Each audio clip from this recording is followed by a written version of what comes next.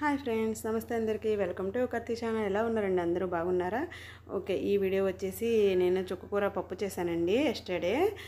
నాకైతే చాలా బాగా అనిపించింది అనమాట టేస్ట్. అందుకే ఈ వీడియో మీతో కూడా షేర్ చేసుకుందామని షూట్ చేశాను. అదేంటంటే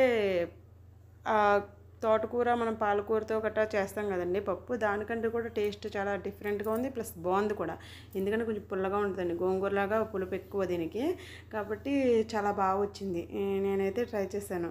ఇప్పుడు ఇంకా అమ్మ వాళ్ళ ఇంటికాడ తినడం అంటే అమ్మ వాళ్ళు చేస్తారు, కానీ నాకు అంత తెలియదు. ఎప్పుడు నేను తోటకూర దీన్నే తీసుకుంటాను. అయితే చుక్కకూరతో కూడా హెల్త్కి కూడా మంచిది కాదని చెప్పేసి చేద్దామని తీసుకున్నాను. ఒక కట్ట తీసుకున్నానండి, చిన్న కట్టే. ఇంకా అందుకని చెప్పి నేను కొంచెం చింతకడ వేసాను, కానీ మామూలుగా అయితే ఒక పెద్ద కట్ట అయితే మాత్రం 1 కప్పు కందిపప్పుకి సరిపోద్దండి ఆ పులుపు కూడా. చాలా పర్ఫెక్ట్గా వస్తుంది అనమాట. టేస్ట్ అయితే మాత్రం చాలా నచ్చింది.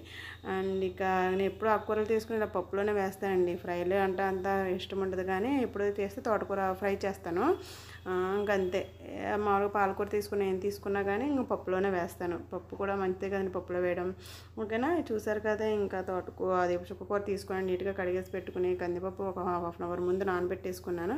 ఆ నానబెట్టుకున్న కందిపప్పును ఒక 2-3 టైమ్స్ వాష్ చేసేసుకుని నానబెట్టుకున్న దాంట్లో ఈ ఆకుకూర వేసేసి ఇంకా కొంచెం చింతపండు, ఉప్పు, ఉల్లిపాయ, పచ్చిమిరపకాయ, పసుపు, కారం, కరివేపాకు, కొత్తిమీర వేసుకుని విజిల్ పెట్టేసుకున్నానండి కుక్కర్లోకి. ఒక 5 to 6 విజిల్స్ వేయించుకున్నాక మొత్తం పప్పు అంతా చాలా స్మూత్గా ఉడికిపోయింది.